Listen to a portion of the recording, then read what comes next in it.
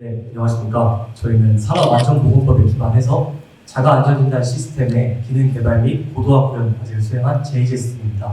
발표를 시작하겠습니다. 한국전기안전공사는 전기안전관리법에 의거 전기 재해를 예방하고 전기 설비의 안전 점검을 수행합니다. 이러한 특성으로 인해서 현장에서 작업을 실시하는 부서의 경우에는 현장의 기온이나 체감 온도 등의 기상 상태, 그리고 작업자의 몸 상태에 따라 작업이 크게 영향을 미칩니다. 실제로 지난 4년간의 통계에 따르면 전기 안전사고는 연간 평균적으로 400건 정도 발생하고 있습니다. 따라서 저희는 한파나 폭염 같은 기상 악화로 인한 사고를 예방하기 위해서 기상정보와 체감온도 측정 기능을 제공을 함으로써 현장 관리자에게 적절한 조치를 취하도록 하고, 그리고 작업 전에 자가 안전진단을 실시하게 함으로써 작업 가능 상태를 인지하지 못했을 때 발생할 수 있는 안전사고 등을 예방하는 1차적인 시스템을 구축하기 위해서 한국전기안전공사와 협력해서 자가 안전진단 어플리케이션을 개발하게 되었습니다. 앞서 말씀드렸다시피 현장에서 작업을 하는 부서의 경우에는 한파나 폭염과 같은 이런 상황에 노출되는 것이 불가피한 상황입니다. 이러한 기상 정보를 제대로 인지하지 못한다고 하면 안전사고로 이어질 확률이 굉장히 높습니다. 따라서 저희는 현장 관리자가 적절한 조치를 취할 수 있도록 기상청 API와 연계를 해서 현장의 기온, 날씨, 습도, 체감온도 등을 제공을 합니다. 기상 정보를 얻어오기 위해서 저희는 파이어베이스에서 제공하는 펑션스 기능을 활용을 해서 함수를 호출하고, 그리고 기상 요청에 따라서 기상청 API에서 정보를 제공을 해주면 파이어스토어 데이터베이스에 해당 기상 정보를 저장을 하고, 그리고 그 데이터베이스에 저장되어 있는 정보들을 어플리케이션에 제공을 해주는 방식으로 설계를 했습니다. 체감온도의 경우에는 기상청 API에서 제공을 해주지 않습니다. 따라서 저희는 기상청에서 제공을 하는 체감온도 산출식을 활용을 해서 저희가 직접 계산을 해서 구현하는 방식으로 개발을 했습니다. 여름철 체감온도의 경우에는 기온과 습도가 굉장히 중요한 요소로 작용을 합니다. 이 두 가지 요소의 경우에는 기상청 API에서 제공을 해주기 때문에 산출하는 데 크게 문제는 없지만, 겨울철 체감온도 같은 경우에는 이 두 가지 요소 이외에도 풍속 데이터가 굉장히 중요한 요소로 작용을 합니다. 근데 풍속 데이터 같은 경우에는 기상청 API에서 정확하게 제공을 주지 않는다라는 문제가 있어서 저희는 이러한 API의 제약상 여름철에만 체감온도를 제공하도록 구현을 했습니다. 하지만 저희는 기상특보 API와 연계를 해서 폭염이나 한파 상황에서 특보가 발효됐을 경우에 그 특보에 대한 정보를 어플리케이션에 제공을 함으로써 현장 관리자가 적절한 조치를 취할 수 있도록 구현했습니다. 자가 안전진단 시스템 같은 경우에는 기존에 개발되어 있던 시스템을 저희가 그대로 사용했습니다. 하지만 테스트가 제대로 이루어지지 않아서 신뢰성이 너무나 떨어지고, 그리고 저희가 자체적으로 테스팅한 결과 전반적인 기능에 대한 고도화, 그리고 측정 값의 보정, 그리고 측정 시기에 대한 수정, 이런 것들이 필요하다는 것을 인지했습니다. 체크리스트의 경우에는 기존의 레스와도 이렇게 이지선다 문항을 만들고 풀 수가 있었습니다. 하지만 이를 고도화해서 저희는 오지선다형 문제까지 만들 수 있도록 고도화를 했고, 그리고 문항에 대한 가중치, 그리고 문항 안에 보기에 대한 가중치도 부여를 해서 측정 방식도 고도화를 했습니다. 다음으로 눈 깜빡임의 측정을 통한 피로도 측정과 심박수 측정이 있는데요. 이 두 가지 측정 같은 경우에는 기존에 30초 동안에 측정을 했었는데 이것을 대폭 줄여서 15초로 수정을 했고, 다만 성능은 동일하게 나오도록 고도화를 했습니다. 이러한 것들을 통해서 전체 측정 시간이 75초에 45초로 줄어드는 효과를 발생시킴으로써 현장에서의 사용성을 굉장히 개선을 시켰습니다. 그리고 측정 횟수에 대한 제한을 해제를 함으로써 시간대별로 작업자의 상태를 확인할 수 있도록 고도화를 했습니다. 실제 측정은 이런 식으로 이루어지게 됩니다.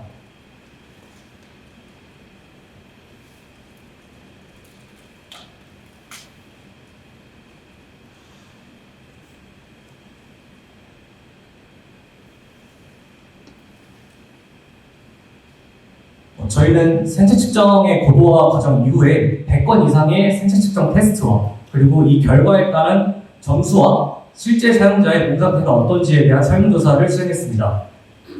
설문조사를 통해서 생체 측정의 점수와 사용자의 실제 몸 상태가 85% 이상 일치한다는 결과를 도출했습니다.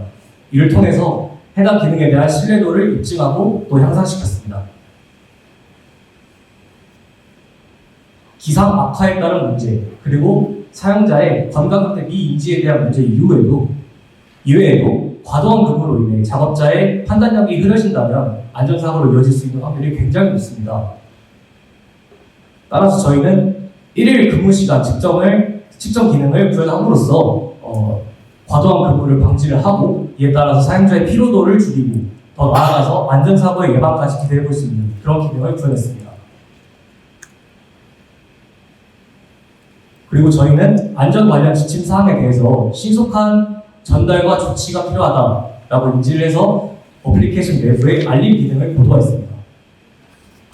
관리자는 먼저 유형별로 알림을 등록할 수 있습니다. 그리고 알림을 등록할 때 카드 뉴스와 이미지와 같은 이런 파일들을 첨부를 해서 알림을 등록할 수 있고, 그리고 만약에 특정 부서의 인원들 혹은 특정 권한을 가진 인원들만 알림을 열람할 수 있도록 등록을 하고 싶은 경우에는 수신자의 부서와 권한을 지정할 수 있도록 구현했습니다. 그리고 관리자는 알림 상세 화면에 들어가서 사용자들이 실제로 등록한 알림을 열람을 했는지에 대한 여부를 확인할 수 있습니다. 그리고 저희는 현장에서의 사용성을 고려를 해서 로그인 기능에 대한 간편화 작업을 수행했습니다.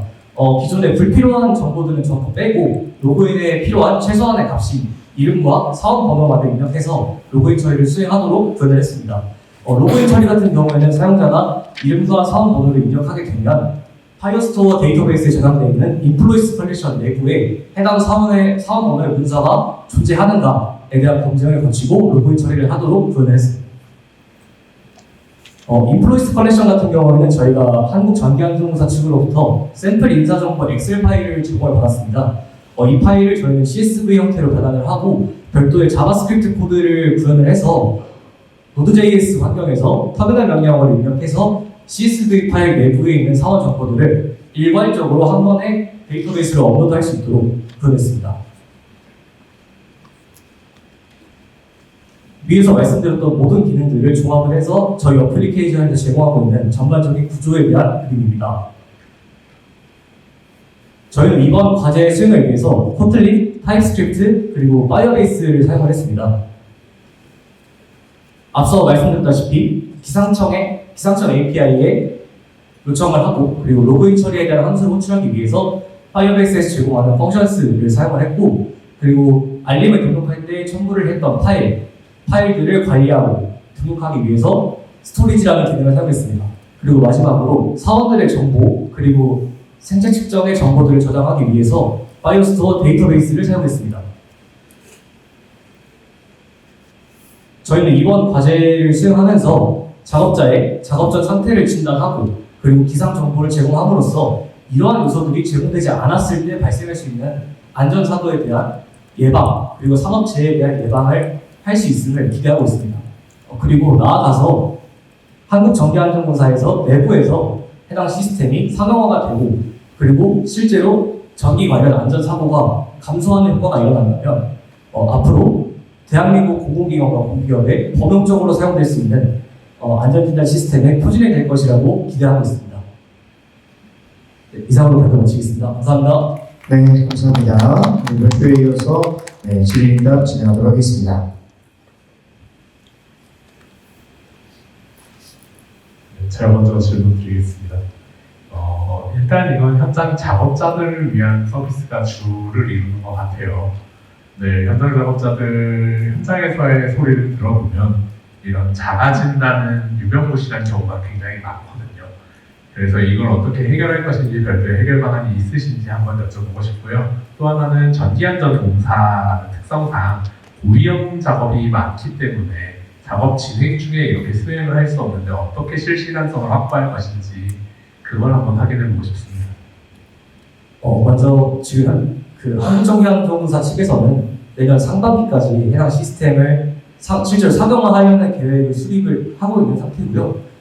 그리고 저희가 업체와의 회의를 통해서 이 부분에 대해서 얘기를 한 적이 있습니다. 근데 현재 공사 내부에서 어떠한 생체 측정의 점수가 낮게 나오는 작업자의 경우나 그런 경우에 대해서 규제를 가할 수는 없습니다. 그래서 저희의 현재 목적은 1차적인 시스템, 관리자에게 작업자의 점수가 낮게 나왔다라는 것을 알려주는 시스템 정도로 구현을 했고, 만약에 공사 내부에서 이제 규제가 생긴다면 더 좋은 방안으로 활용할 수 있을 것 같습니다.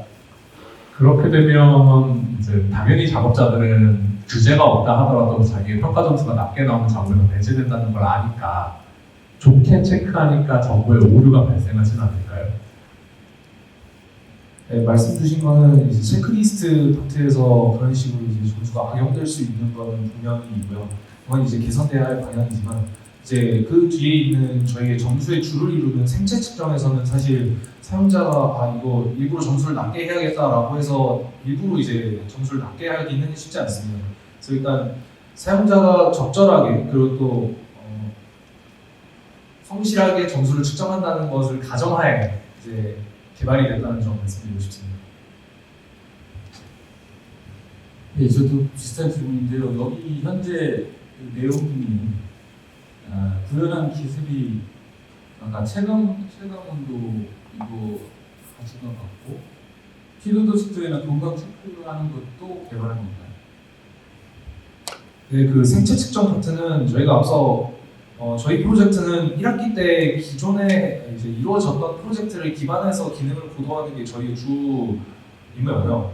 그리고 이제 거기서는 앞서서는 생체 측정의 코드, 그러니까 쉽게 말해서는 껍데기 코드는 있었지만 실제로 데이터베이스가 저장이 된다든지 뭐 사원 정보를 토대로 뭐 관리자한테 어떻게 알림이 간다든지 이런 것들은 아예 없는 상태에서 진행을 했고요. 저희가 개발한 거는 이제 그 생체 측정 기능의 고도화, 또 플러스 관리자 기능, 또 실제 데이터베이스 저장과 뭐 각종 로그 남기기 등등을 이제 개발했습니다.